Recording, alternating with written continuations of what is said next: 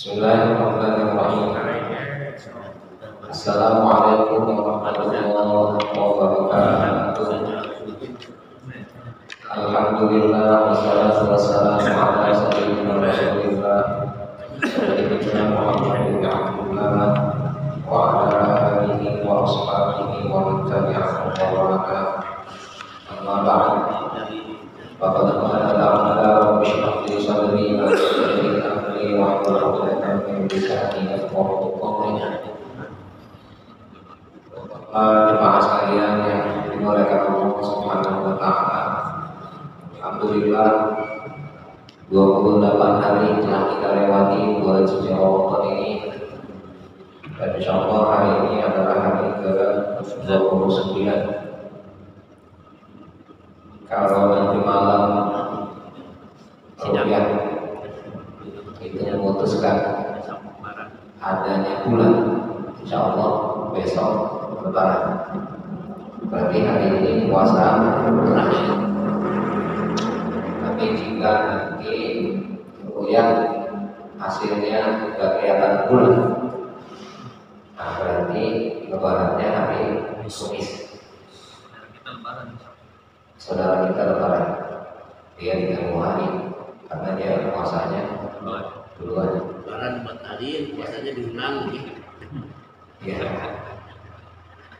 Ala kulli hal, ya. Nah kita jalani aja, ya. Sambil ya kita tetap berusaha untuk melakukan yang terbaik. Ya. Apapun hasilnya, insyaallah itu yang terbaik. Ya, kalau memang hari ini adalah puasa terakhir, ya, nah, berupaya agar ini ya, menjadi puasa yang terbaik, ya, dari puasa-puasa yang kemarin. Jikapun besok masih puasa juga ternyata, ya, besok harus juga ini tidak yakin. Baik, kita lanjutkan kajian kita masih tentang sholat. Mudah-mudahan selesai untuk sholat di hari ini, sholat khusyuk. Ya. Bismillahirrahmanirrahim. Wa qala musannifu hadha al-kitab rahimahullahu ta'ala wa nafa'ana bihi fi 'ulumihi fi ad-darain amin. Wa 'aqibatu lil akhar, dan dari laki-laki lain, artinya orang lain, annahu sholat, bahwasanya orang itu sholat fi halidin lahu, pada kemarin halidin lahu itu maksudnya di kebun, ya, di kebunnya. Wan nakhilu mutawaqatun bi thamriha, dan kurma itu ya, penuh dengan buah-buahnya.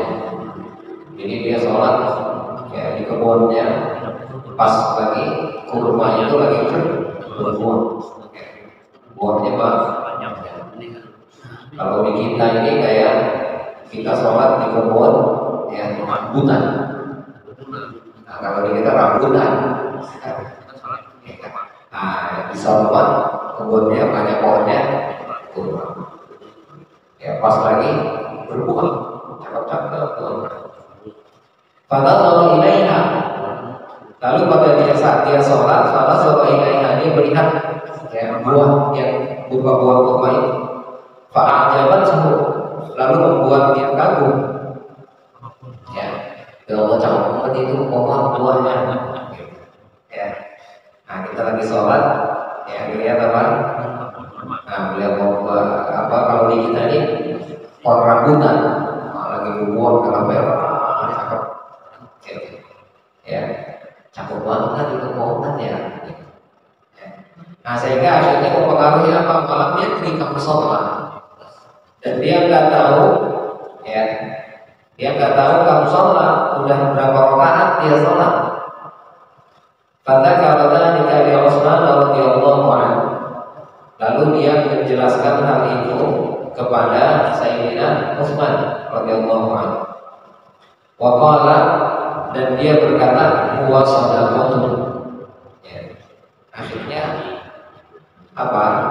Kebunnya itu disedekahkan. Nah, Nah, sama seperti yang kemarin cerita Abu Talha. Bahwa sadaqatul, ya akhirnya dibilang ke Sayyidina Utsman, ya ini jadi sedekah dah, karena Sayyidina Utsman berarti pada saat ini beliau menjadi apa? Jadi khalifah. Ya. Nah, berarti peristiwa ini bukan di zaman Rasul. Faj'alhu fi sabilillahi 'azza wa jalla. Jadikanlah ini di jalan Allah. Faba'ahu bi khamsina alfan. Lalu dijual ya dengan harga 50 ribu. Ya, artinya ini dijual ke Sayyidina Utsman. Kata Sayyidina Utsman, ya udah kalau gitu saya beli dan ntar duitnya baru disedekahin. Ya, karena yang ditawarinnya duitnya banyak, dibayar bisa kan? Ya, kalau kemarin Rasulullah ditawarin ya sedekah, ya ini sedekah ya, apa umat Islam. Waqala ba'du salaf, dan berkata sebagian salaf, arba'atun fi sholati minal jafa.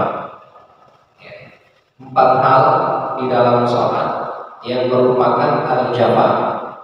Jafa itu fiha bil khairi minas sholat atau fiha bil salam. Hilangnya kebaikan dari sholat atau hilangnya pahala. Jadi empat hal yang menghilangkan pahala sholat. Yang pertama apa? Kata sebagai ulama salaf, al-iltifat, nengok. Ya, nengok. Nengok itu ya akan mengurangi atau bahkan menghilangkan kebaikan dari sholat. Wa mashul wajhi, yang kedua mengusap wajah. Ya bagi sholat begini baik. Ya. Wa taswiyatul hasab, ya membersihkan kerikil.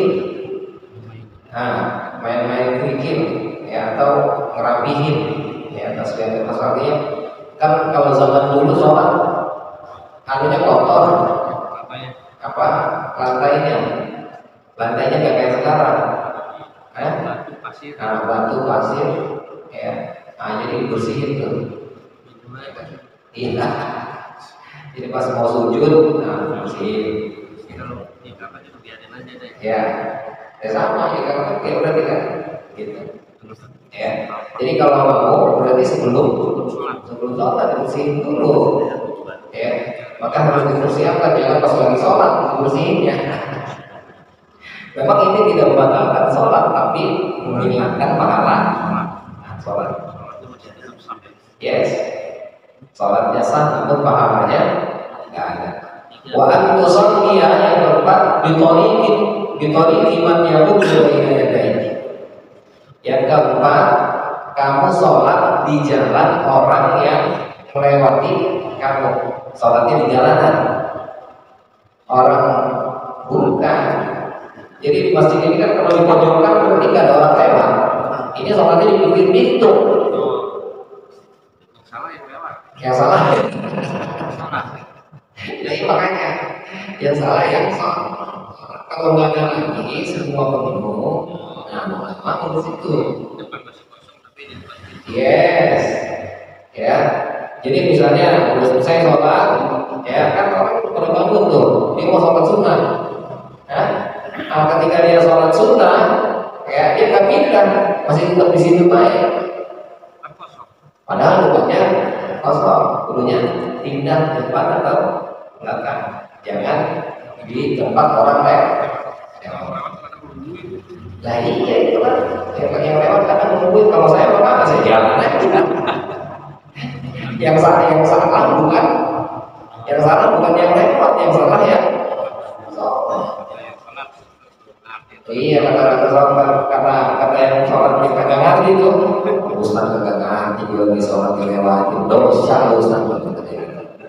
Nah padahal dia yang dosa, ya dia yang nggak dapat pahala. Ya, jadi udah tahu itu jalan orang, tapi dia pakai sholat akhirnya kan dia mengganggu menghambat orang lainnya. Panjang permasalahan ini, ya. Permasalahan ini sampai kepada titik ketika kita misalnya kriaan tuh orang nih, nah, kita kriaan di jalanan, nah, ya ngomong gede emosi apa ke? Hah? Ini kan dibiasakan ke situ jadinya tuh, paham tuh? Hah? Kayak kita sholat bentar nih, Idul Fitri tuh, hah? Jalanan kita tutup kan? Lah yang lewat jangan, jangan disalahin. Kalau jalanan ini pakai sholat, paham?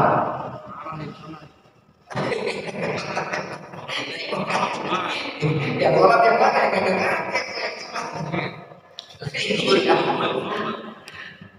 Nah, orang yang melewati dia itu kalau dia sholatnya bukan di jalanan. Kalau sholatnya di situ, bisa coba tuh. Ada orang lewat, jadi jangan ini kan. Ya, kita ini nggak boleh jalan di depan orang yang sholat. Itu batasnya sampai batas sujud. Makanya nanti ada istilah satroh. Ya, satroh itu ya adalah pembatas sujud orang sholat. Nah, jadi kita kalau lewatin batas sujudnya boleh. Ya, makanya kan dia ngahalangin gitu kan. Berarti sampai dengan batas itu doang. Iya. Jadi bukan sepanjang itu, ya. Jadi kalau misalnya kita sholat terus kita ini orang masih lewat di sini, gitu. Masih dibatasi dengan ini gitu kan? Ya, makanya dibatasi dengan satroh itu, ya. Nah, satroh itu bisa model-model, bisa sejadah, bisa yang itu tuh, yang kayu itu, ya. Nah, yang penting ada batas. Tapi ya jangan lewat. Boleh.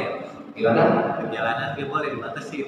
Nah iya makanya di jalanan, kalau pada saat waktunya sholat mah, semuanya sholat kan, gitu, ya. Nah tapi pada saat bukan waktu sholat, ini sholatnya di tempat jalan orang. Nah itu berarti yang mengganggu bukan yang jalan, yang mengganggunya yang sholat. Nah iya kan begitu logikanya. Makanya nanti kata imam-imam yang lain, ya kalau udah begitu kondisinya, udah gak ada istilah satroh, udah gak boleh begini. Karena dia sholat di jalan. Misalnya nih, dia sholat tengah-tengah sini nih, orang lewat dari sana, ya.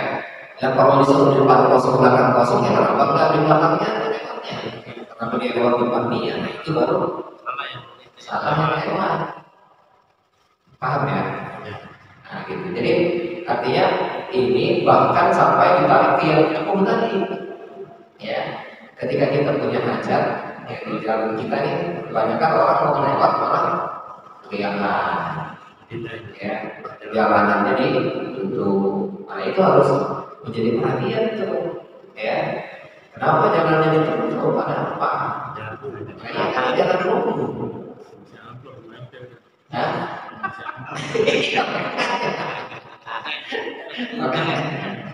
itu kan mengganggu, ya. Ini pengalaman bapak ini, dulu. Saya hanya tuan di belakang di masjid, ya. Jadi pas saya mau masuk kemarin tutup, mundur lagi kan. Kalau motor masih penting saya motor. Lah saya Sering aja terus.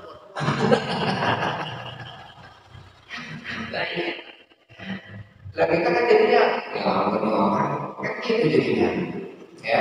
Bukan malah ini orang juga nanti jangan ditutup, orang lagi butuh yang nggak begitu ini kan biasanya jangan, ya.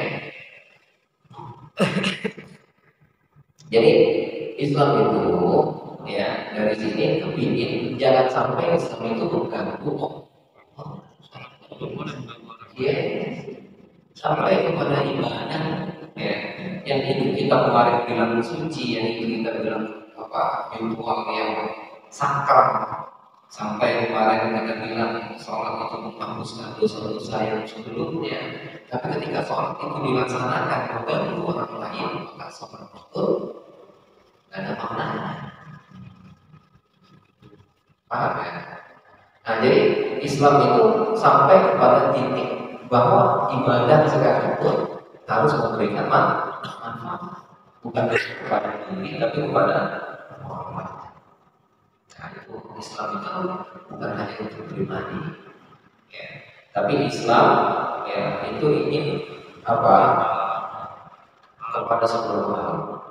Itulah rahasia di antara kenapa Rasulullah dikatakan oleh Al-Quran arsalnaka illa rahmatan lil alamin. Jadi bukan hanya untuk orang Arab, bukan hanya untuk manusia, tapi bahkan untuk seluruh alam. Itu hebat. Ya. Oke. Nah, ya. Kalau kita suratnya di sebelah kita ada nafsu nih. Dan bercanda kalau itu semua ada. Boleh. Jadi yang penting kita jangan diam, ya, jangan diam nyolek, jangan diam ingetin kita yang masih dalam keadaan sopan. Ya, boleh. Ya, saya itu di Kairo. Ini yang biasa jadi imam, rupanya lagi nggak imamin dia. Imamnya orang lain, saya sama dia. Itu bisa antara saya dengan dia itu hanya jarak sedikit jarak kosong gitu. Itu ditarik kalau saya punya itu. Dia memang kesediaan. Jadi artinya gerakan-gerakan yang sekali lagi itu tidak merusak kebersamaan sholat, masih disahkan, masih dibolehkan. Rasulullah itu sholat ya sambil menggendong cucunya. Ya. Ketika beliau sujud, cucunya ditaruh sujud dulu. Ya, bangun dari sujud, gendong lagi. Ya. Nah itu apa? Kisah apa? Rasulullah nyontohin. Ya. Nah makanya akhirnya nanti ada pendapatnya Pak Quraisy ya. Ketika orang sholat, lalu seandainya ada sesuatu yang membahayakan dia, seperti ular misalnya, lalu dia menghindar atau membunuh ular itu agar tidak sampai ke dia, itu tidak membatalkan sholat selama dia tidak niat keluar dari sholat. Maka kemarin saya sampaikan seandainya ada yang assalamualaikum, lalu dia menjawab bukan niat untuk menjawab tapi niat zikir, bukan niat keluar dari sholat, ya, dikarenakan di rumah nggak ada orang, maka ketika salam itu wajib dijawab, fardu kifayah. Nah jadi kalau di sholat jawab salam. Lampunya kalau mati tetap persen lo nggak usah ya. Iya, nggak ada masalah juga. Jadi seandainya lagi bersin terus alhamdulillah, ya kalau niatnya zikir itu tidak membatalkan sholat. Ya, ada masalah. Oke. Berarti apapun kalau misalkan kondisi apapun ya, pas lagi sholat gitu kan. Ya, saat ini kan ini sudah Ya, batal juga ya. enggak apa-apa. Ya, di Kairo itu ada imamnya kafir gula. Enggak. Tapi harus Al-Quran. Ya. Jadi beliau imam tetap itu. Jadi kalau di Kairo itu imam tetap itu ditentukan oleh negara. Jadi masjid-masjid khusus, masjid-masjid yang di bawah negara itu langsung imamnya ditentukan. Jadi kalau kayak kita imamnya PNS. Gitu. Jadi sampai ke imam PNS. Dan itu seleksi tentunya. Facebook dan seterusnya. Kalau bisa lihat lihat dulu gitu. Orang Indonesia iya, itu mati itu nggak boleh. Ya, betul. Karena kepentingan yang bisa persiapan dulu mati dulu. yes. Baca-baca gini kan bisa. Iya. Baca bisa. Baik. Oke, terima kasih. Mesir. Nah, di Mesir satu. Di Mesir itu emang udah tradisi kalau misalnya ngebul terus itu dia bawa tisu dibuang tuh ya dibuang dilukit masukin masuk nih keluar darah diambil itu dilepain taruh lagi. Nah itu imam itu saya perhatikan dia begitu sholat lagi sholat di batu warna ini cok itu nggak kedengeran apa cek masuk lagi iya terus gitu jadi mas ya selama itu lagi tidak mengganggu kondisinya dalam soalnya dia nggak niat keluar dari sholat karena memang itu sedang uzur istilahnya ya. Oke, jadi nggak ada masalah gitu ya, berpikir ya jangan berlebihan, jangan mentang-mentang ini boleh akhirnya kita sholat sembarangan ya itu juga. Jadi makanya kita mudah ke sebelah, ini kan kita pegang sendiri karena kita mudah ke sebelah.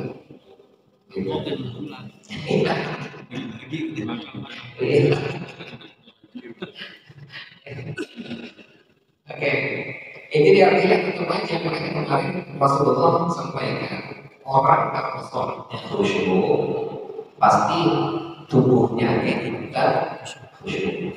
Ya, kalau orang kemarin kata Rasul ada hadis ada orang lagi sholat main-mainin jenggot. Nah kata Rasulullah kalau seandainya dia khusyuk maka tubuhnya pun akan khusyuk artinya ya tadi 4 hal yang mengurangi bahkan menghilangkan pahala sholat di antaranya adalah mengusap muka, nengok kiri kanan, ya, ngerapihin apa tadi sejadah, ngerapihin batu, gitu ya.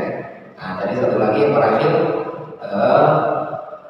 sholat di jalanan orang lewat. Artinya itu hal-hal yang mengganggu kekhusyuan sholat. Nah dia nggak mengantisipasi itu. Jadi kasarnya kalau mau pergi kudu antisipasi, ya. Jadi bagaimana agar sholat nggak terganggu sama orang? Nah, sholatnya di pojokan, sholat dulu di rumah. Yes, gitu. Jadi antisipasi semua.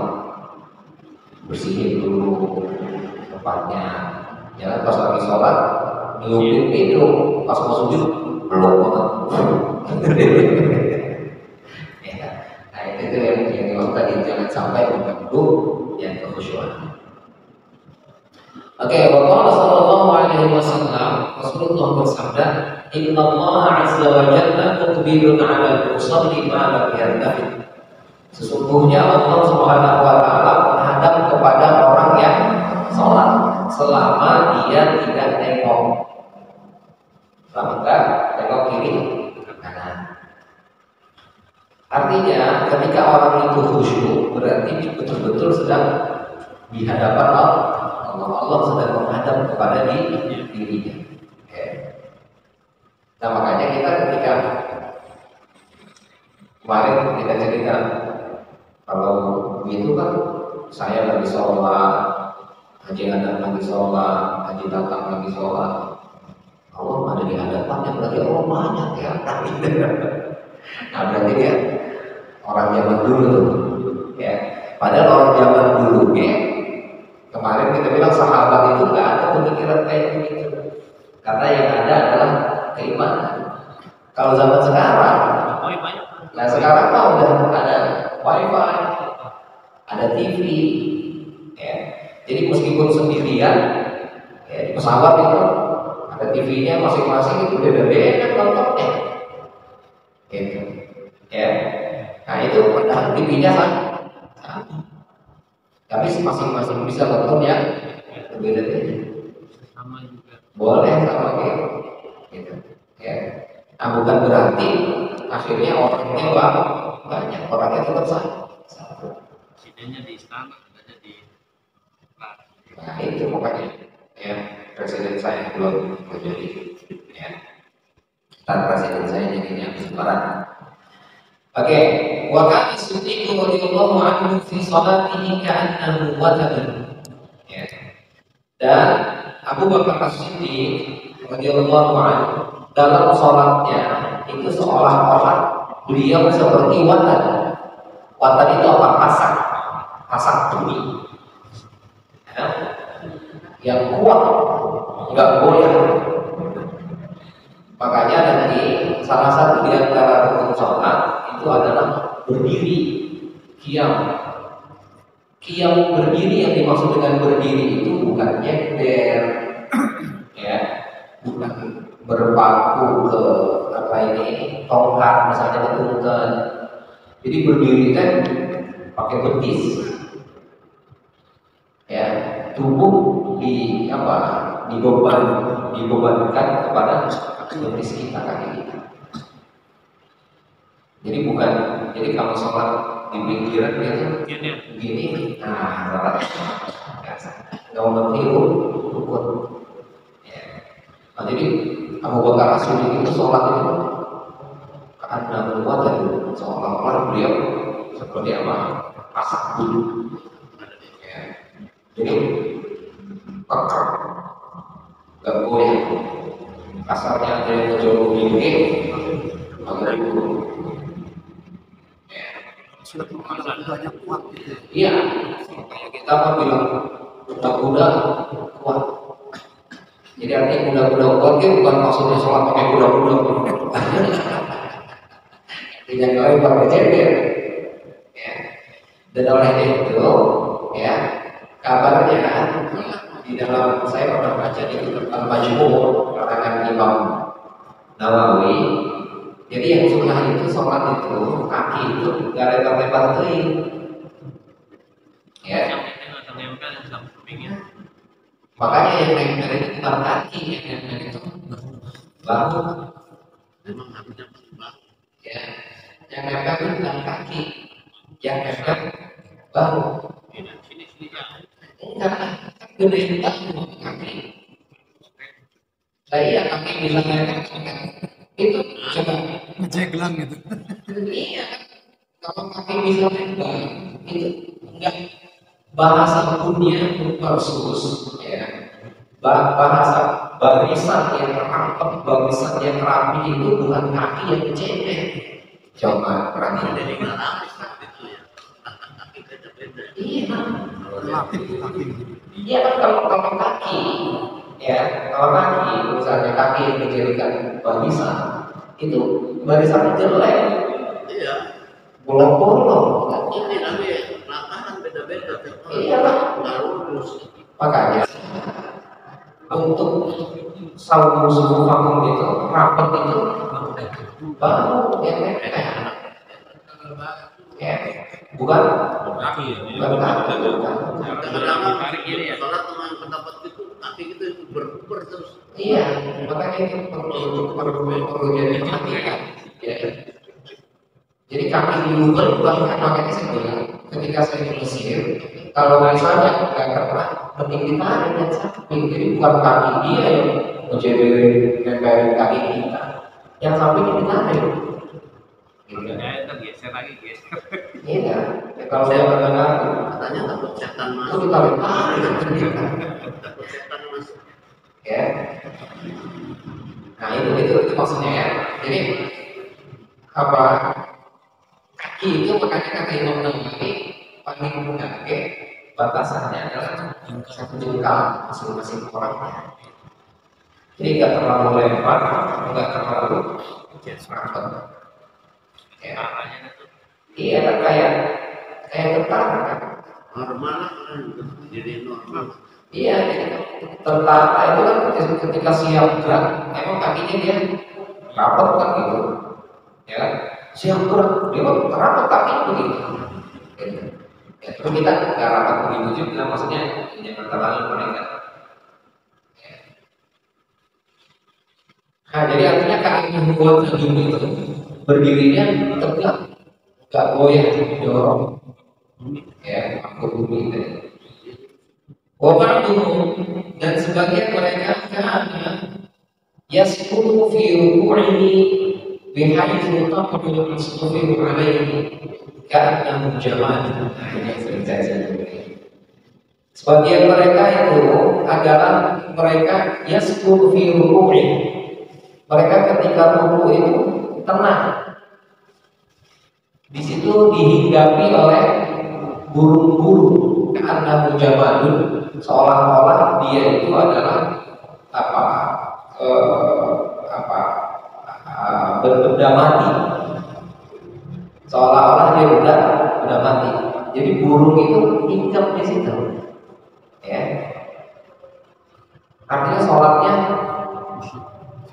yang nggak gerak-gerak, gitu. Jadi kalau udah ruku, udah nanti. Ya, makanya kemarin saya sampaikan, saya baca Facebooknya Syekh Abdul Jum'ah, kalau ruku kalau saya ada Jum'ah, dia jempol, ya, jempol lagi. Ya, kalau lihat sejadah itu maksudnya ternyata saya perhatikan kenapa dia jempol agar lurus, ya, jadi punggung sama kepala itu rata. Jadi ketika badannya lurus tapi kepalanya ke atas atau kepalanya terlalu mundur, enggak, atas. Gitu. Ya, jadi ruku itu betul-betul kayak begini.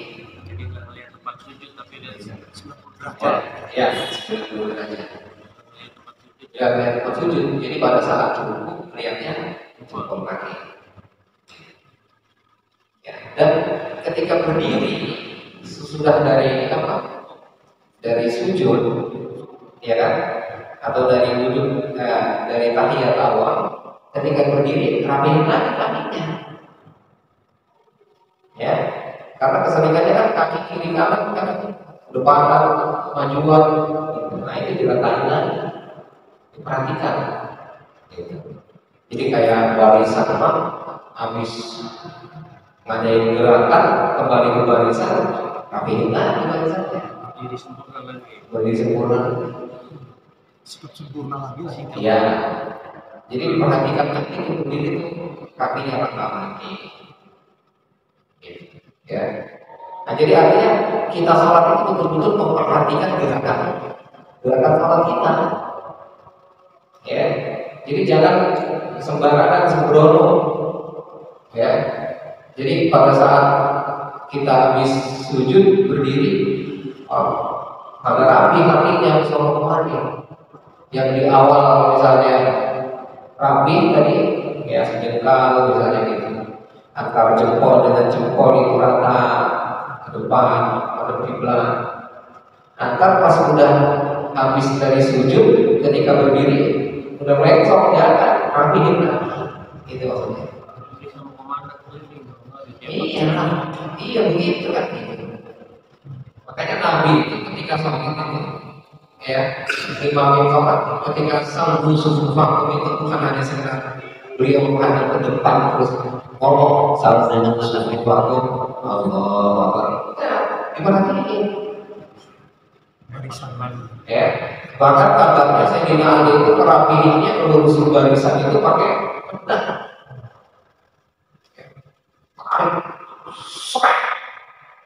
Ada yang maju terus kan gitu ya. Jadi artinya imam juga jangan buru-buru takbir ya. Nah iyalah itu masih kosong maju depan tangan itu yang masih bengkok ngurusin ya, nggak ada masalah ya. Jadi rapiin dulu barisannya, rapi, ya gitu ya. Nah bahkan sebelum mulai sholat sampai sana dengan doa ada yang dia ucap sholat al-muqaddim misalnya gitu. Sholatlah kalian seperti sholat yang sedang berpisah ya.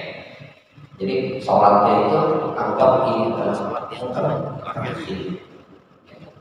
Nah itu ingin menghadirkan apa? Kekhusyuan maksudnya.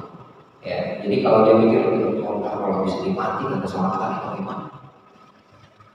Kita kan kenapa kita sholat santai nggak pernah berpikir sholat ini harus khusyuk karena target sholat lagi, target sholat lagi. Yakin banget ya. Padahal umur siapa yang tahu? Nggak ada yang tahu. Nah makanya ada pesan sholatlah kalian seperti sholat yang terakhir. Banyak pesannya, ya banyak perbanyaklah doa di dalam sujud. Ya. Ada lagi hadis yang bilang jangan mendahului imam. Ini penting karena ada hadisnya kata Rasul, kalau mendahului imam nanti di hari kiamat orang yang sholat mendahului imam itu kepalanya akan diganti menjadi kepala keledai. Itu ada hadisnya. Sholat. Itu sholat. Bagaimana yang kagak sholat? Ya. Sholat aja gitu ya. Yang sholat aja kalau mendahului imam kepalanya diganti keledai, apalagi kagak sholat. Bukan berarti udah kalau begitu mendingan dia kata lagi. Kalau salamnya mendahului imam bisa membatalkan sholat ya? Nggak batal, jadi nanti kategorinya adalah dia Jamaahnya juga ya, batal jamaahnya kali ya. ya, jadi kategorinya dia nggak masuk ke dalam kerangka atau ke dalam sholat Warga jamaah. dahului. Ya, jadi kategorinya dia murtadin sholat sunat. Padahal dia mau sholat berjamaah gitu. Iya, padahal sholat berjamaah, tapi nanti Imam baru assalamualaikum dia mau udah pok aja bisa. iya, itu jadi dia nggak dapat pahala. Gitu. Ya. Jadi dia meskipun sholat berjamaah, tapi pahalanya Sendiri. pahala sendiri. Gitu. Keluar dari barisan. Nah iya makanya kepalanya diganti jadi kepala keledai. Apa menunjukkan itu saking bodohnya atau gimana? Iya, itu ya. Saking bodoh. Istilah keledai itu bodoh. Iya. Keledai jadi di Arab itu sesuatu yang menjijikan, sesuatu yang apa merendahkan. Itu adalah keledai. Orang. Ya, jadi dia itu paling parah kalau dikatain. Iya. Iya marahnya. Dia bilang khimar, kan khimar. Khimar, marah dia. Ya, khimar. Jangan dikatain kayak anjing kayak. Iya kan.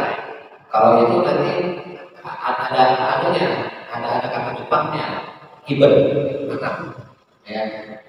Nah itu anak dogi gitu. Ya.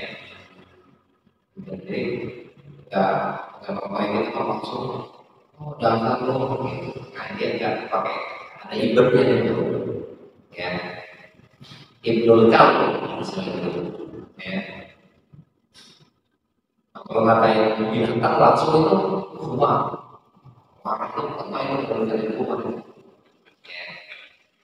Nah jadi artinya sholat itu maksudnya udah nggak boleh terganggu dengan apapun maksudnya begitu ya, fokus. Makanya berarti dia perhatikan dengan gripnya maksudnya ketika pukul ya. Nah itu diupayakan semaksimal mungkin betul-betul 90 derajat. Makanya sampai tadi diatur kepalanya tuh matanya melihat membentang. Jadi selain ruku kepala kita itu melihat ke tempat sujud. Ya. Kecuali ya selain ruku melihat ke tempat sujud. Kalau ruku melihat ke jempol kaki. Nah ini kan maksudnya lihat ke jempol kaki itu maksudnya rata lah jempol sama jempol itu. Ya, iya. Gitu. Jadi artinya sholat itu benar-benar diperhatikan. Jadi bukan hanya sekedar Allah tangannya kemana, pikirannya kemana, itu betul-betul. Makanya ada yang sholatnya tangannya di sini, ada yang sholat tangannya di sini, ada yang di sini, ada yang macam-macam itu karena kepingin memperhatikan gerakannya, semua gerakan. Oh iya, jangan begitu. Kita meskipun yang buat macam-macam itu, ketika seandainya ada video itu, ketika orang lagi tawaf terus datang azan sholat, udah berhubung cakep itu kelihatannya satu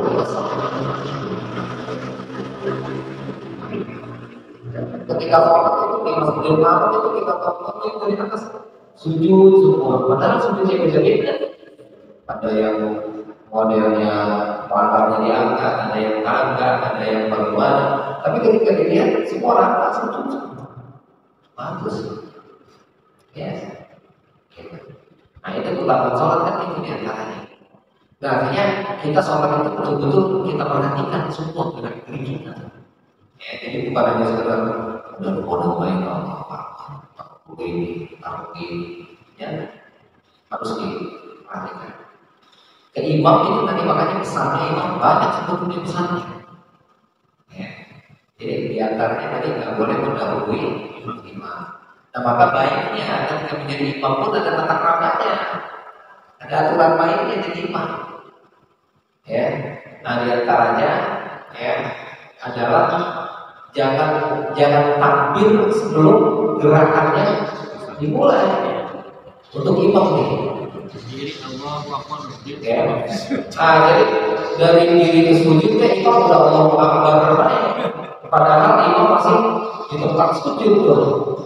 Nah baiknya imam itu pas udah bangun dari sujud baru Allahu Akbar. Ya. Fenomena di kita ini kan kebanyakan seperti balap-balapan. Ya itu makanya dengan makmum balap-balapan. Yes, itu karena kan tadi nggak tahu adabnya. Terus perbaikinya gimana nih cara perbaikinya? Dia harus diinformasikan. Jadi tadi caranya imam, ya, imam itu diupayakan jangan ngomong sebelum dia bergerak dulu. Jadi dia bangun dari sujud itu, kudu dia udah bangun dari sujud baru Allahu Akbar. Nggak ngeliat lagi mak. Ya makanya ini baru imam nih, ya. Jadi imam itu diupayakan seperti takbiratul ihram nih, ya. Jadi udah ngangkat dulu baru Allahu Akbar, jangan lagi begini Allahu Akbar itu belum diangkat tangannya baru ngangkat begitu. Paham nggak? Nah gitu. Jadi ketika rukuk pun sama, udah bergerak maju setengah, ya itu paling cepat, ya. Sudah rukuk di Allahu Akbar. Kadang-kadang itu juga pertama dunia.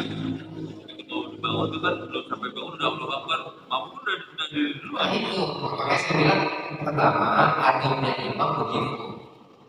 Yang kedua, adabnya makmum itu harusnya baiknya bergerak setelah imam bilang bar. Itu Paham kan? Jadi sama tuh jadi dua-duanya. Jadi bahkan yang duluan tuh imam. yang terjadi kadang-kadang kalau kita nunggu imam itu bangun malah kita ketinggalan ruku itu. Iya. Sujud misalnya dari itidal, imam sudah sujud, nunggu bar itu nggak keburu gitu. Karena kita belum terbiasa. Itu juga Kalau terbiasa enggak. kesannya balap-balapan akhirnya imam. Makanya saya bilang tadi, ya ini diupayakan imam tahu adabnya, makmum tahu adabnya. Jadi makmum tuh bergerak setelah imam bilang baru bergerak. Gitu. Nah ini makmum baru imam baru Allah imam apa udah bawa serem itu Imamnya Mulai panjang warga itu masih belum bangun diri ya. nggak apa lagi itu. Apalagi yang begitu yang paling bikin hati ngerti lagi bangun dari sujud Allahu Akbar belum selesai berdiri udah bangun. Paham itu loh. Makmum udah berdiri. Ini harus dibenahi semuanya. Yes. Ya, jadi harus diinformasikan dalam itu pentingnya ngaji begitu diantar. Jadi itu adabnya begitu. Ya. Banyak makmumnya yang pengen buru-buru gitu. Yes, itu. Ya. Jangan, makanya kemarin kita bilang kalau pengen buru-buru, nah ada konsekuensi yang tadi nampak tuh. Ya. Makanya itu misalnya pas ngangin poinnya sebelum itu kita bilang kalau orang yang buru-buru dalam sholatnya, kita di akhirat tuh sama begitu kondisinya, gelisah. Pengen buru-buru beres padahal meskipun dia buru-buru ya tetap aja ambil buru-buru kan gitu. Ya.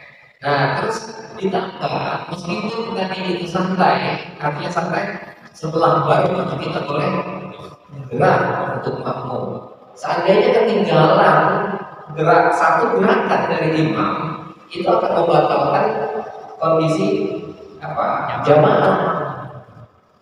Jadi imam sudah duduk di antara dua sujud, kita baru sujud, nggak dapat. Kita berarti udah bisa dari barisan. Ya. Ya, jadi artinya kondisi kita itu harus ikutin imam benar-benar sesuai, nggak boleh ketinggalan satu gerakan pun kasarnya. Iya, jadi kalau ya itu maksudnya. Jadi ketika imam sudah rukuk, dia masuk Fatihah belum beres. Gak usah seperti ini maksudnya. Kan tadi sama imam ya. Yes. Gitu. Nah itu makanya Nabi Adam orang sholat begitu, berjamaah itu begitu maksudnya. Ya, meskipun belum selesai Fatihah, Mungkin juga sholat itu harus dikasih waktu misalnya 7 menit atau 8 menit gitu ya. Sholat itu jangan misalnya 4 rakaat 4 menit atau 3 menit selesai. Nah, itu. Jadi makanya saya bilang nanti ketika jadi imam itu dia punya adab rukuk misalnya itu secepat-cepatnya juga mikirin waktu, jangan mikirin sendiri, secepat-cepatnya kayak upayakan kamu ikut baca gitu maksudnya. Ya. Jadi kasih kesempatan, makanya paling syukur-syukur bisa ya bacanya imam bacaannya lebih lambat dari bacaan makmum. Di Kepler itu saya ingat makmumnya yang ngomong gitu. Jadi pas imam mau mulai sholat, kata makmumnya kata saya kosong, tapi makmum di sana ya begitu kondisinya. Kata dia, imam, ntar baca rukuknya jangan cepet-cepet ya. Kata imam di sini khusus 30 tahun. Jadi lagi sholat tasbih, kondisi sholat tasbih kan dijelasin dari waktu itu ya.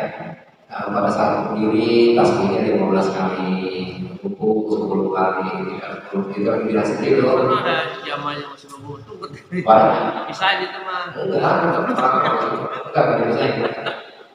Malah dia paling lupa gitu. Lambat. Karena itu orang besar semua kayak gitu. Habis dia melambat. Semua enggak, itu sendiri lupa. Ya. Nah jadi itu makmumnya ngomong, ntar jangan buru-buru ya tungguin kita gitu. Ya Ke bawah.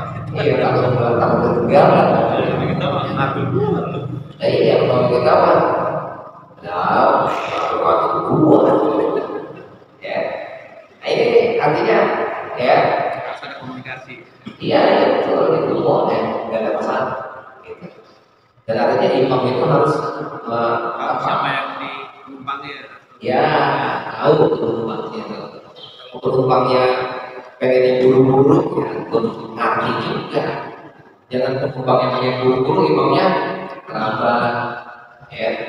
Nah sebaliknya makmumnya pengen lambat-lambat imamnya buru-buru. Jadi kudu ngerti psikologisnya. Kata gas terus. Menurut saya baca udah suruh gas besoknya mau benar. Oke ya jadi itu apa kondisi antara makmum dengan imam itu ada aturan baiknya nggak baik sebelah. Ya makanya akhirnya imam itu dipilih ya sesuai kriteria nggak bisa sembarang orang pokoknya imam nih. Ya apalagi kemarin misalnya kita cerita baca Quran itu ternyata baca Quran itu harus punya guru, nggak bisa belajar Quran itu tanpa guru, nggak boleh. YouTube nggak bisa ya.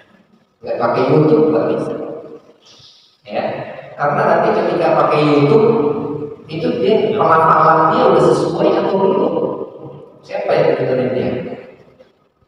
Apalagi nggak pakai YouTube dia baca ya teksnya tuh kan sekarang banyak yang apa?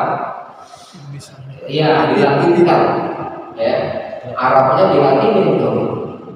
Jadi anak-anak itu yang dibaca sekarang bukan Arabnya tapi Latinnya yang dibaca. Makanya bacaannya salah semua. Hanya tiknya ya. Lagi panjang pendeknya, belum lagi pelafalannya, makhrajnya nggak masih sesuai, nggak mungkin sesuai. Ini ketemu hurufnya ini. Nah, karena zal itu tulisannya zal, itu tulisannya dezer. Nah iya, gitu. Kalau nama bak gimana jadi? Nah iya, kan belum lagi ada iklamnya, belum lagi ada ikhfa'nya. Ya, makanya kalau menurut saya itu melatinkan bacaan Quran di mushaf itu kurang tepat kalau menurut saya. Karena nanti anak itu akan melihat ya Latinnya. Harus dibiasain juga karena bakal. Yes, betul. Ya, betul. Makanya saya di SD itu anak-anak saya bilang ke gurunya jangan tulis Latin. Iya, harus dibiasakan. Ya, harus tulis Arab. Bahkan Bahkan kalau saya ngajar itu Arabnya nggak saya harapakin. Gitu. Jadi saya tulis aja misalnya Kulau Zubro Binas itu saya tulis kul nggak pakai hak, nggak pakai dogma, nggak pakai sukul, nggak pakai fathah. Ya saya baca gitu, mereka ikut baca, saya lihat itu depan, gitu. Ya, kalau ada yang nengok, saya panggil ya. Ya, nah, jadi kenapa dia terbiasa mereka gitu? Ya, itu harus dibiasakan ya. Yes, harus biasa. Dan ini jadi nanti ketika kunci ya, baca Quran itu sama kayak kita naik sepeda gitu, ya. Jadi kalau kita naik sepeda nih saling kapal satu, ya. Di sawah ya. Kata Haji Tata, melihatnya ke depan, bukan lihat ke sini. Yakin ban kan? Kayaknya itu kalau lihat ke depan jatuh. Ya, jadi harus lihat ke depan, jangan lihatin dalamannya. Jadi kalau lihatin dalaman udah gitu kan? Nah itu perlu kebiasaan juga. Iya, jadi harus lihatnya ke depan. Nah baca Quran itu, jadi baca Quran itu misalnya, ya, kalau aku lebih misalnya, mulutnya dikut, matanya sudah dinaung, ya, mulutnya dinaung. Ya, matanya sudah itu terus gitu. Jadi matanya tidak berhenti di saat mulut mengucap.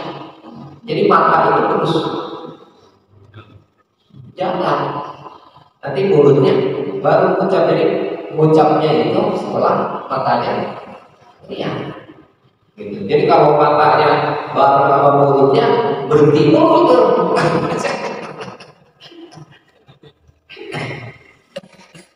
Nanti ya, jadi harus dibiasakan itu dibiasakan. Kalau begitu model, makanya kemarin saya bilang harus satu nafas, saya terkuat bisa. Harus dibiasakan. Iya bisa, pasti bisa. Ya, jadi misal nafas pendek, Ustaz, ini nggak apa-apa nafas pendek, cuma semampunya. Jadi jangan sampai zuhur nggak boleh. Kalau pakai Latin jadi bingung. Hah? Kalau pakai Latin bingung jadi Nggak pakai Latin rusak. terus Latin kan. Jangan, nggak boleh. Ya, Pendek-pendek. iya, nggak boleh kan macam pendek, nggak boleh. Lakukannya, bacanya dengan pendek panjang juga sama. Kayaknya berboleh. Jadi kul a'udzu birabbin nas. Nah, itu harus nggak boleh nafas itu. Itu. Yes, nggak boleh nafas. Nggak boleh malik innas, nggak boleh. Jadi harus malikin nas. Nggak boleh. Ya. Nah, jadi harus nggak boleh terbata-bata satu. Ya. Oke. Jadi artinya kembali itu jadi tadi imam itu punya adab. dalam sholat. Jadi imam itu ya berupaya agar makmumnya itu jangan sampai ketinggalan banget, ya, jangan sampai ngeduluin dia banget. Oke? Iya, makanya kita kalau di haram itu nanti yang kita ikutin adalah bilangnya. Ada yang ada gitu, Allahu Akbar, waktu keluar dulu. Nanti ngomongin kok. Iya, kita mau tuh. Ya, jadi kalau di haram ini kenapa ada bilang? Berarti maksudnya kita ngikutin bilang saja. Gerakan kita jadi ketika imam Allahu Akbar kan maka dia ngomong Allahu Akbar, nah, kita baru kita baru akan kita makin cepat ya. Gitu. Berarti nanti patokan imam ini kalau bilang belum selesai jangan bangun. Paham nggak maksudnya? Jadi pas ujung nih Allahu Akbar kan bilangnya ngomong tuh Allahu Akbar, jangan imam udah Allahu Akbar lagi. Paham nggak? Jadi balap-balapan. Lah iya. Gitu. Karena mesinnya terlalu luas ya. Maksudnya? Kita bilangnya Enggak emang begitu. Jadi maksudnya jangan sampai yang kadang arti itu kan maksudnya apa sih itu? Bukan, maksudnya biar makmum nggak ngeduluin imam. Karena bilang itu sudah dipastikan nggak ngeduluin imam. Paham nggak? Jadi nggak mungkin bilang ngeduluin imam, nggak bisa, nggak boleh. karena ada tuh imam sih. Ya iya. Nah, di Mekah ya kan. Beda di mana? Iya, makanya harus bilang itu maksudnya makmum itu yang lain ikutin bilang, bukan ikutin imam. Artinya makmum bilang udah Allahu Akbar, baru dia Allahu Akbar. Jangan barengin imam, nggak boleh. Gitu, ya. Paham nggak? Jadi kenapa itu ada bilang? Biar kita ikutin bilang. Makanya bilangnya dipilihnya dipilih itu bilang kesepakatan. Dia betul-betul paham, nggak ada bilang yang lagi ngomong Allah, bilang Allah, nggak ada. Bilang itu pasti udah Allah, maka bilang Allah, pasti gitu. Jadi setelah imam baru Allahu Akbar. Makanya akhirnya makmum patokannya bukan imam, patokannya paham ya? Nah, gitu. Oke. Jadi makanya Nabi wanti-wanti jangan sampai sholat ngeduluin imam. Kalau ngeduluin imam konsekuensinya, nah di akhirat nanti kepalanya diganti menjadi kepala. Emang keluar dari barisan.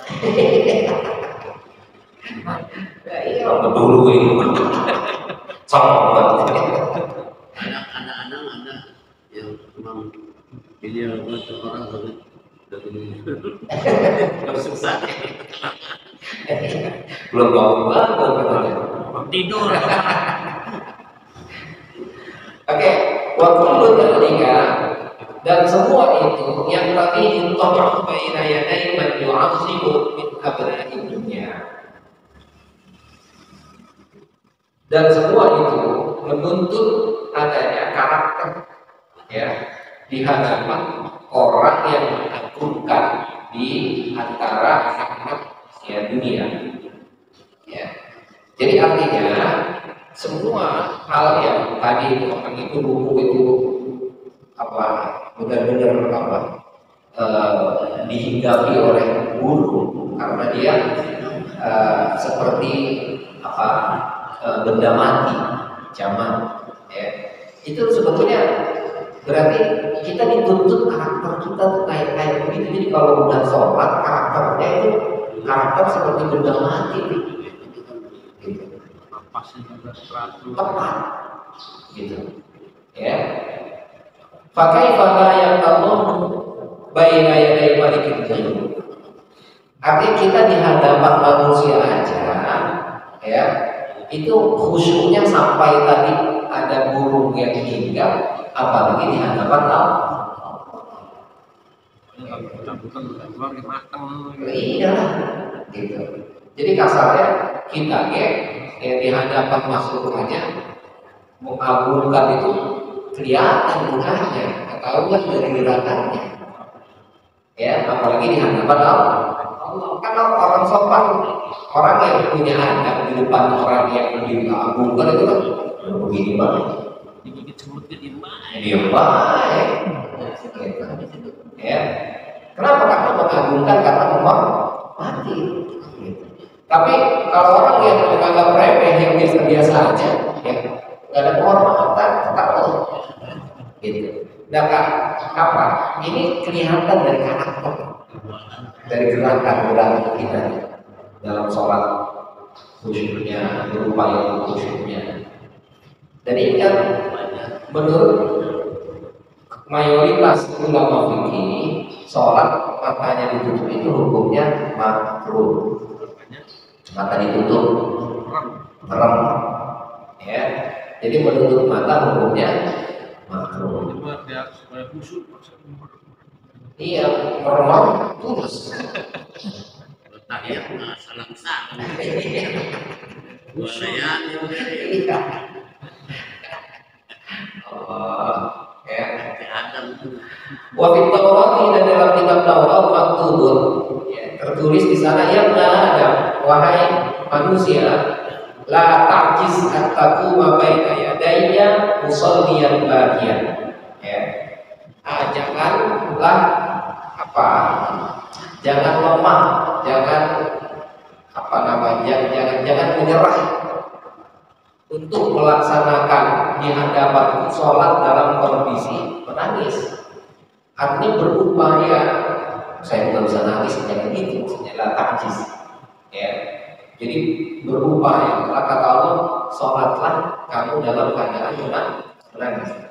Fa'alallahu alladhi iqtarabtu min qalbi. Sayalah Allah yang mendekatkan kamu, yang lebih dekat kepada dari hati kamu. Wa bil ghaibi ra'aitani, dan dalam keadaan gaib, dalam keadaan enggak ada, kamu akan melihat cahaya. Ya. Jadi artinya sholat yang kita lakukan itu jangan pernah menyerah, ya, untuk khusyuk. Ya.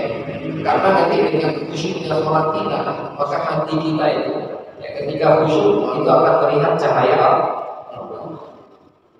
Jangan kita bayangin, sholat yang cahaya. Ini bukan itu juga pertanyaannya, maksudnya. Ya. Dia udah nangis kalau begitu mah. Iya, apalagi. Cahayanya. Maka gua sholat kemarin di masjid Solo jam 1 malam kalau haji, niat cahaya. Ada yang ronda. Iya, ya maksudnya dalam keadaan gaib, ya, dia akan mendapati kekhusyukan itu ketika dia melihat cahaya Allah. Mungkin Melihat orang yang senangnya aja dia bisa. yes. Oh iya, yang lain itu gitu. Apalagi melihat cahaya. Ya. Walaupun dan diriwayatkan anak Umar, ya, anak Umar mengenai Al-Khattab, bahwasanya Umar bin Khattab radhiyallahu anhu qala ala al-mimbar, dia berkata di atas mimbar, inna rajula la yushibu 'alidahu fil Islam, bahwa seorang laki-laki itu, ya, la yushiba 'alidahu, ya, akan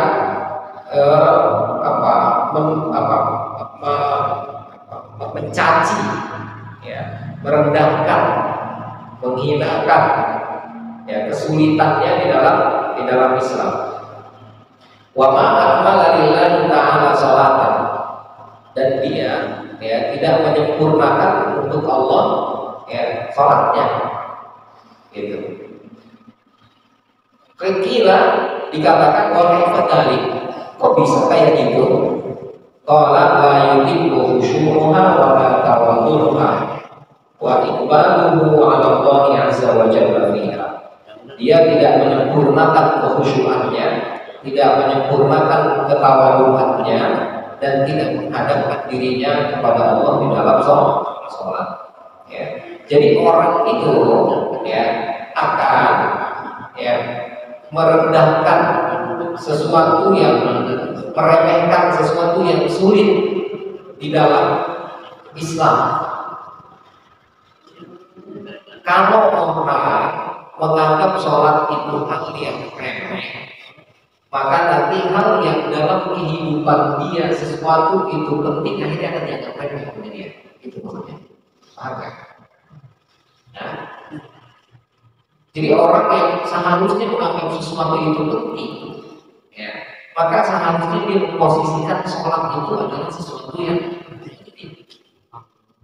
Jadi seolah-olah saya di rumah ingin bilang, seandainya ada orang yang menganggap sesuatu yang tidak penting itu dianggap penting atau bahkan sebaliknya, sesuatu yang penting dianggap tidak penting, itu karena dia sholat adalah khusyuk. Paham? Ya.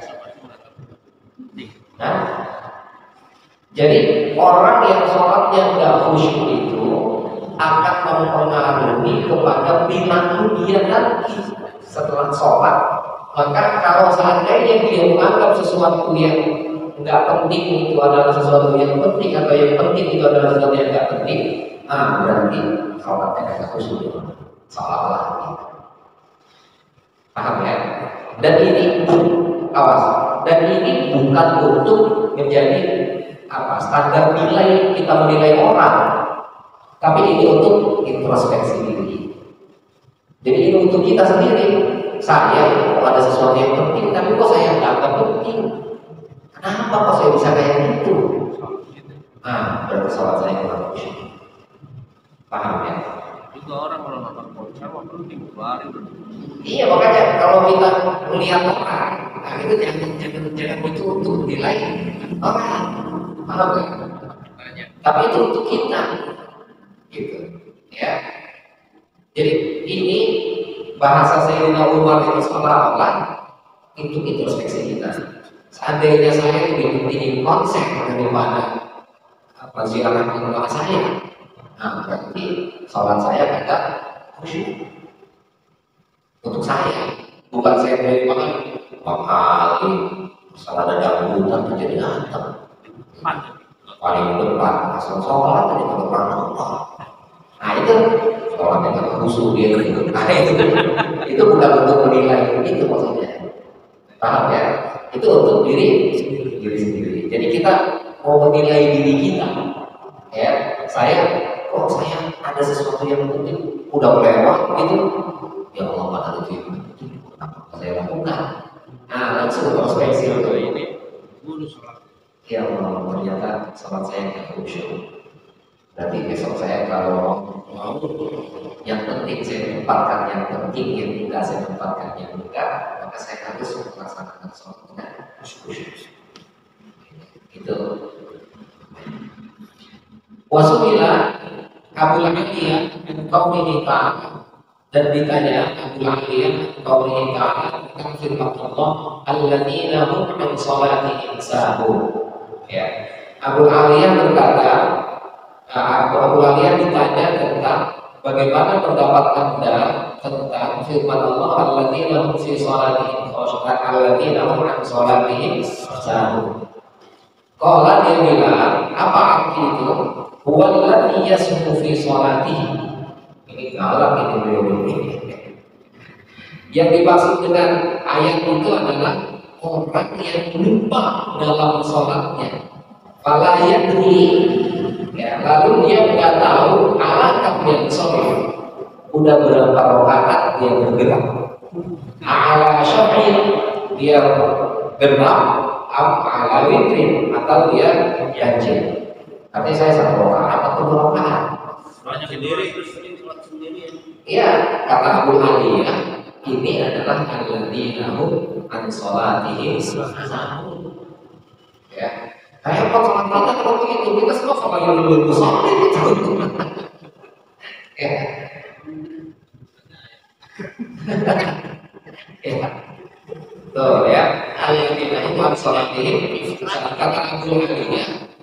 Ya, yang sahur itu nggak tahu selanjutnya berapa rakaat, maka berarti wailun Bangun di belakang. Tapi ada juga yang bilang katanya saking husunya lupa sahur.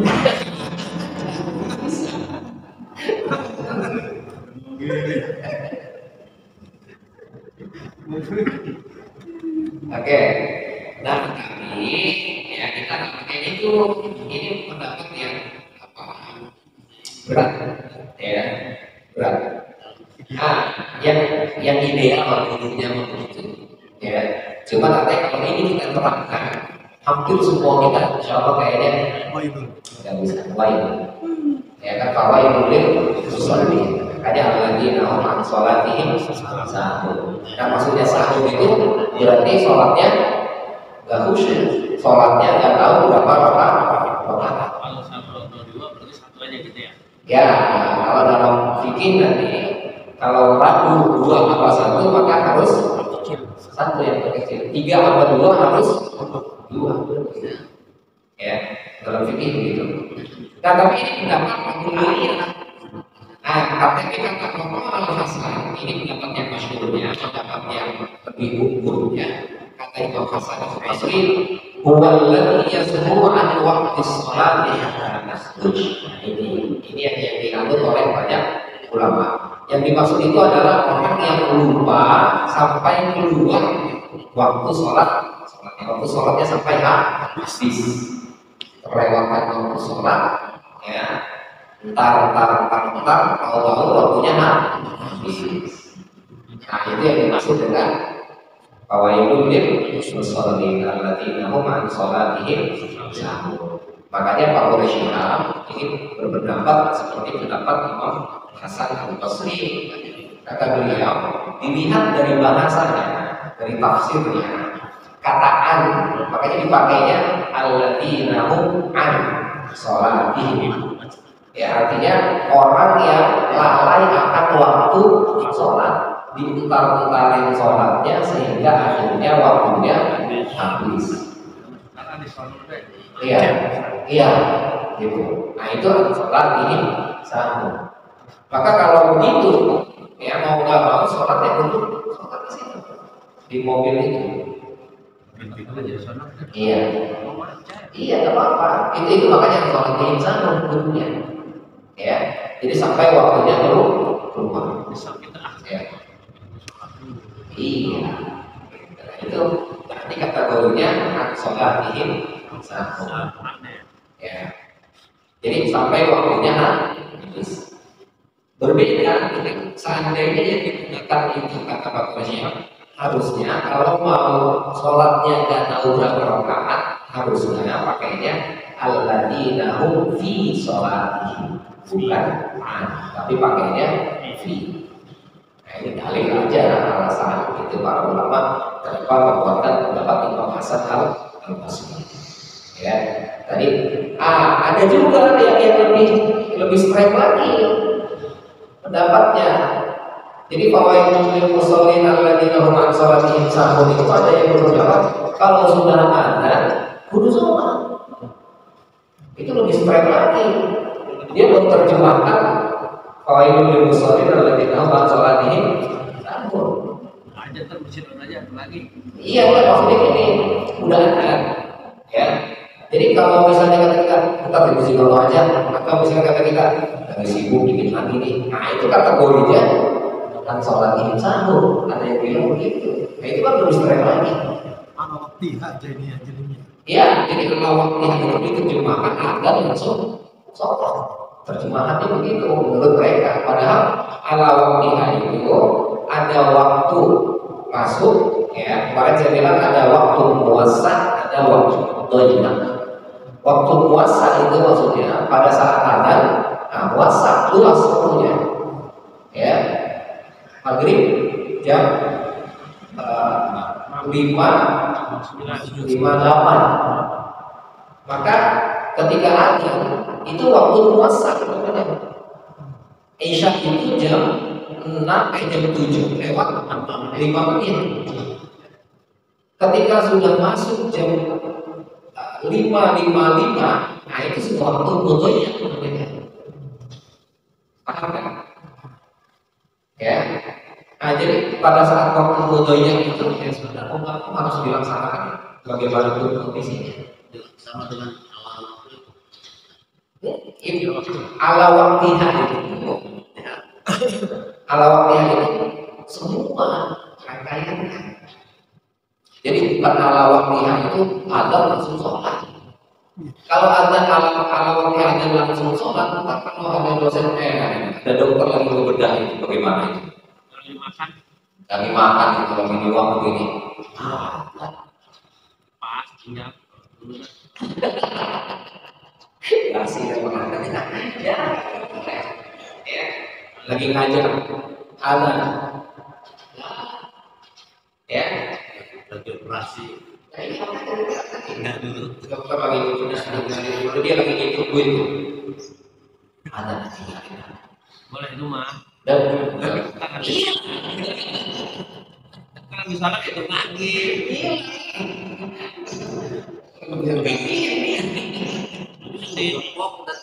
Ditunggu banyak sih.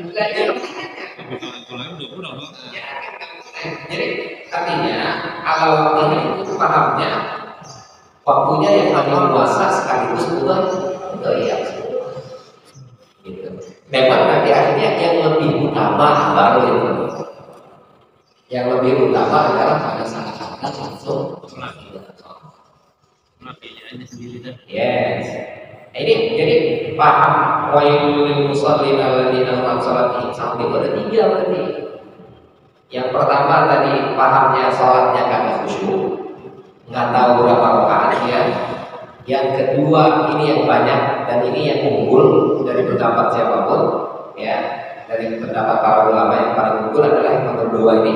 Apa yang nomor 2? Ya, dia melalaikan waktunya sampai waktunya itu terlewatkan, sampai waktunya habis. Nah, yang ketiga pahamnya ya adalah saat adzan harus sholat. Yang kagak sholat pada saat adzan, nah itu kategorinya adalah wailun. Itu mau dikatain budak lah, dikatain apa lah, nah gitu. Ya padahal kita semua punya kepentingan, punya kesibukan. Ya, nggak bisa. Makanya saya mohon maaf, adzan memang penting. Tapi ngajar itu sangat penting. Saya terkadang karena di Cairo saya pernah ada Syekh almarhum Muhammad Syekh Zadrul itu ketika dia ngajar terus adzan terus ngomong.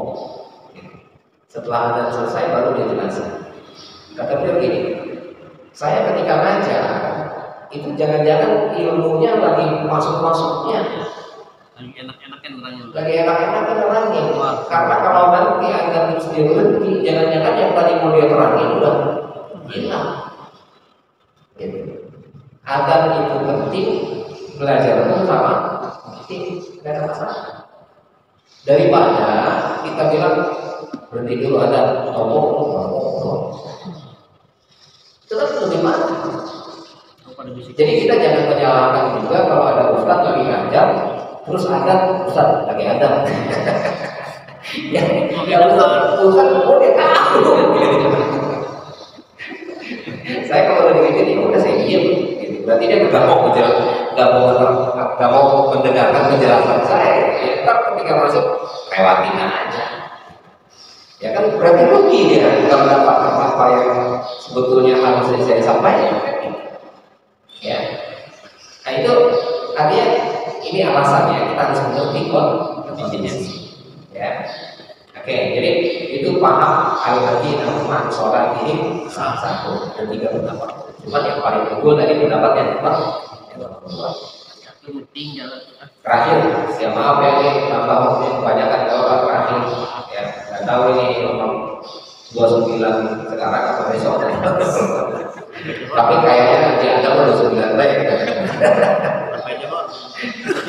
Waqala sallallahu alaihi wasallam Rasulullah bersabda Allah Ta'ala berfirman la yanju minni 'abdi illa bil adani ma iqaratuhu. Tidak akan selamat dariku kata Allah hambaku kecuali melaksanakan apa yang aku wajibkan kepadanya.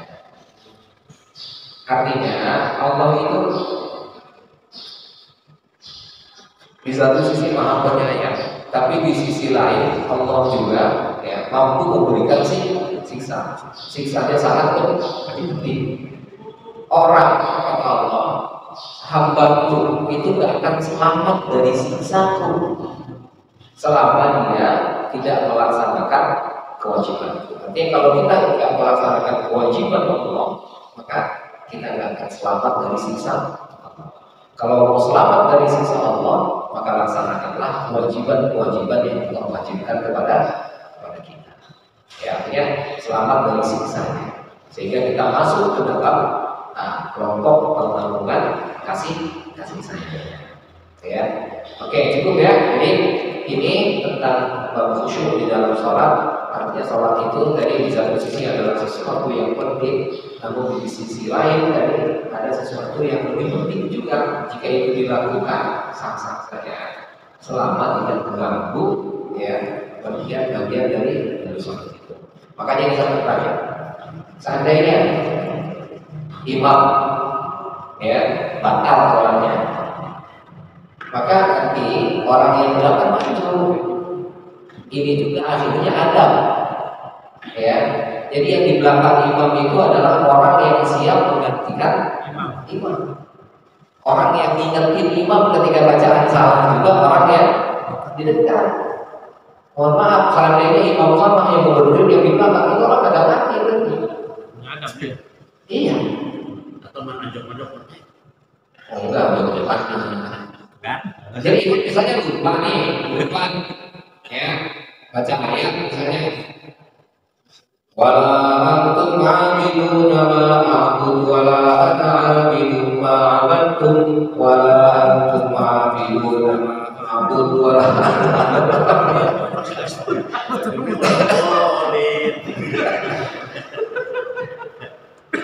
yang belajar lakukan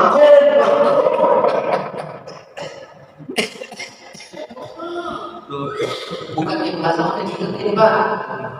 Yang belas orang kan diem aja, orang punya tanggung jawab. Yang punya tanggung jawab ya di belakang sini, yang di belakang sini lakum dinukum waliyadin. Jangan kasih tahu dia lakum ngambek dulu jadi jangan kita anzalnahu fi lailatul qadr.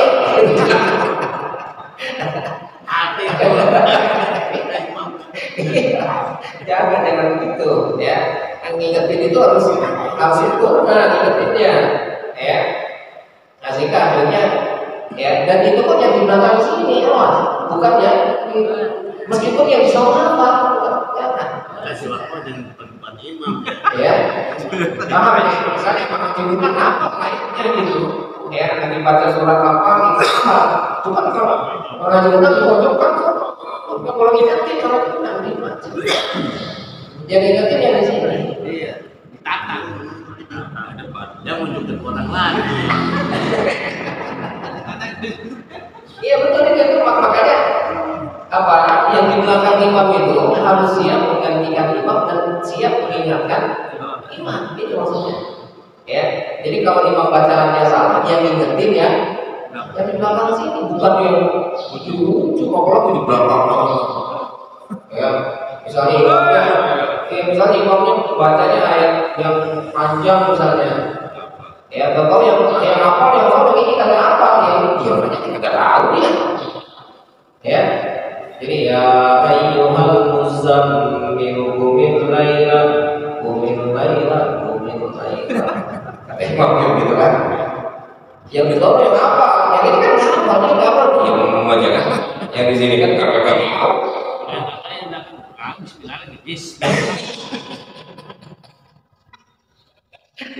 Yang di belakang sebenarnya ilmu qalilan. Ya. Udah yang di belakang pertama dia bukan dia tugasnya. Ya. Ya. Yang di belakang imam. Meskipun di sahur kedua misalnya gitu aja. Yang ingetin ya. Itu makanya dibilang ada bagian sholat di situ ya. Ya. Jadi meskipun kita tahu, tapi bukan urusan kan yang kamu harus masuk bukan itu masalahnya. Nanti tantangannya ini yang orang kan di belakang juga ngingetin jadi kayak orang yang paling benar. Yang di sini juga yang di warung yang depan itu siapa sih itu keren banget. Ada yang gitu deh. Siapa sih sopan banget.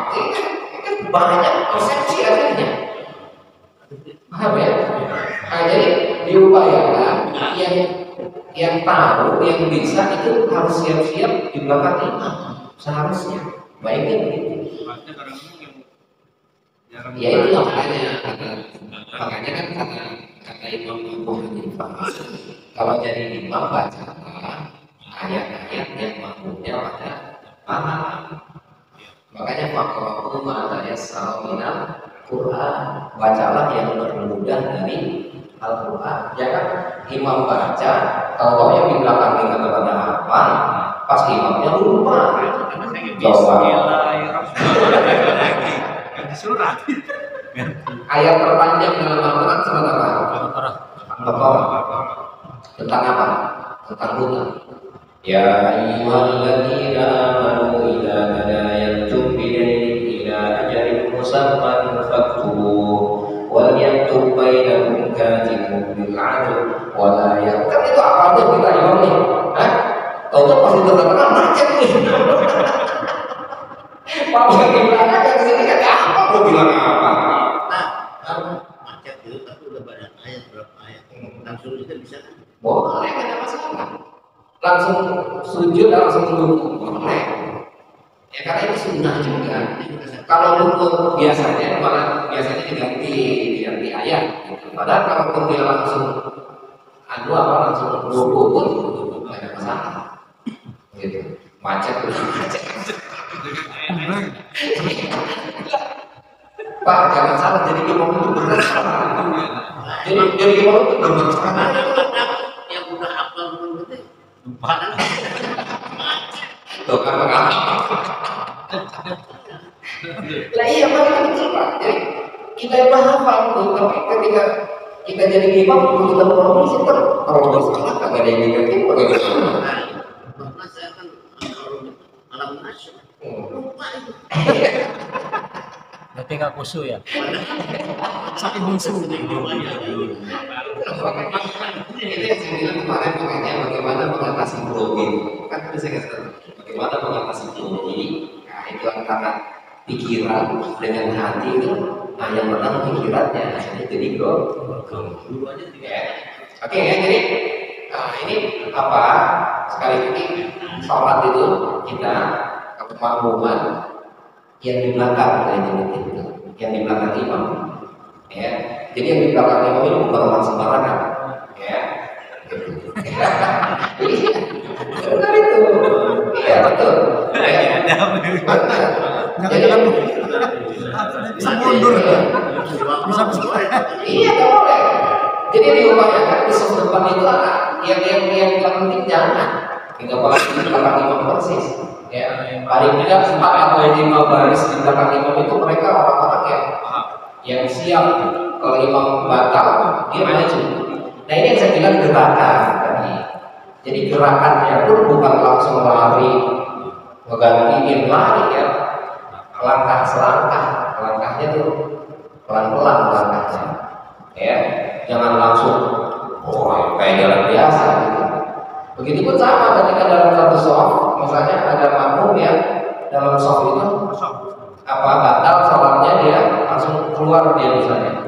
Nah ini yang belakang harus maju, ya, jangan malah ditutup ke samping, paham nggak? Ya, dan kalau ditutup ke samping ini nggak bisa. Jadi yang belakang maju, iya, belakang maju. Ya, jadi maju itu majunya bukan maju langsung jalan kayak biasa, jalannya itu diatur kan, selangkah. Dan yang majunya bukan yang sebelah sini, yang di belakang adalah. Jadi misalnya ini yang nggak lurus gitu, nah dia yang paling maju, jangan harus yang di belakangnya. Atau yang kanan ya? Iya, jadi misalnya tiga gitu kan, yang keluar yang ini misalnya, nah yang di belakangnya yang tengahnya juga, jangan yang di belakang yang maju yang sampingnya, nggak harus yang depannya. Itu menghadap kiblat gitu. Yes, itu maksudnya. Ya, apalagi ini yang keluar yang masih ini misalnya, yang maju yang belakang yang di sini maju keluar ini. Ada yang berenang. Miring. Ya, makanya ya, mudah-mudahan kajian kita sholat khusyuk ini Allah berikan kita khusyukan di dalam sholat sehingga insya Allah mudah-mudahan kita bisa selamat yang kita kelak di dunia pun kita diselamatkan oleh Allah. Amin ya rabbal alamin. Alhamdulillah walhamdulillah wallahu a'lam. Allahumma hamdani Qur'an